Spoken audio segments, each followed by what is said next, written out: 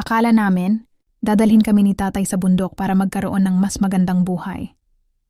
Pero doon pala magsisimula ang pinakamahirap na yugto ng aming pagkabata.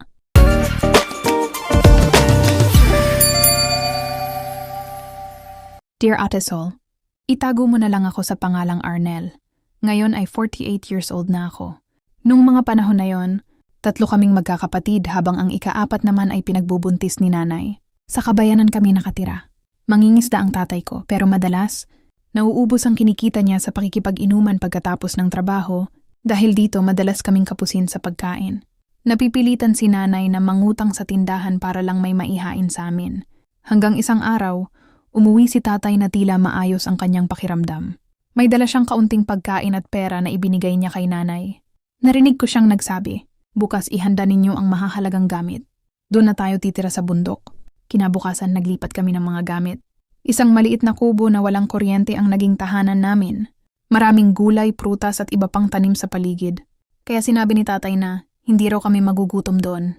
Pero 2 araw lang siyang nanatili. Pagkatapos noon, bumalik na siya sa kabayanan.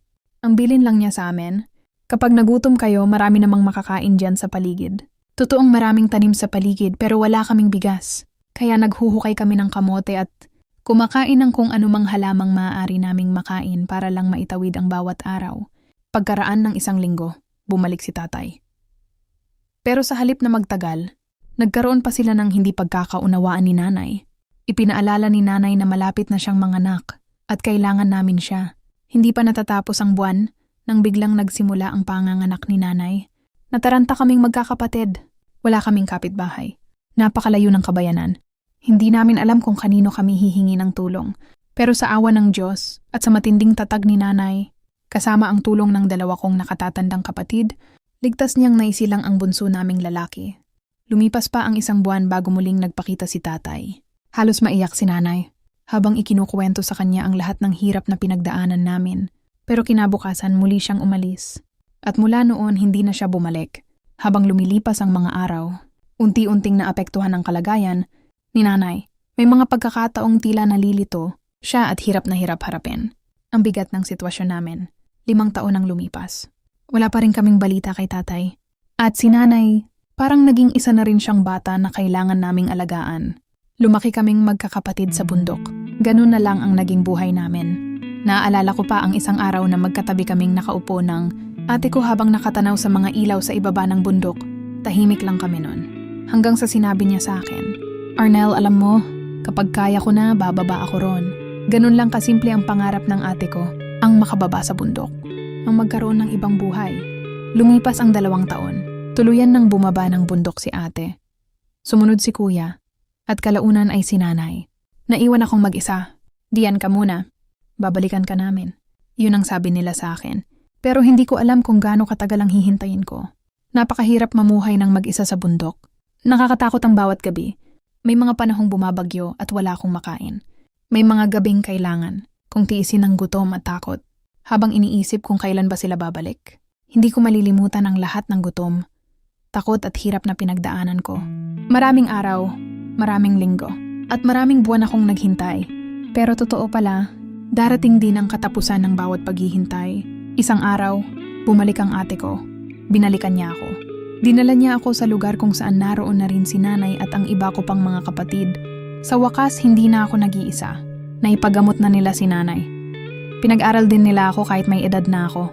Marami pa kaming pinagdaanang pagsubok bilang isang pamilya. Pero sa tulong ng Diyos, unti-unti naming nalagpasan ang lahat. Ngayon may kanya-kanya na kaming pamilya. Pero hindi kami nagkakalayo. Halos magkakatabi lang ang aming mga bahay. Isang bagay na minsan lang naming pinangarap noong mga panahong magkakasama pa kami sa bundok. Nung 1 taon biglang dumating si tatay.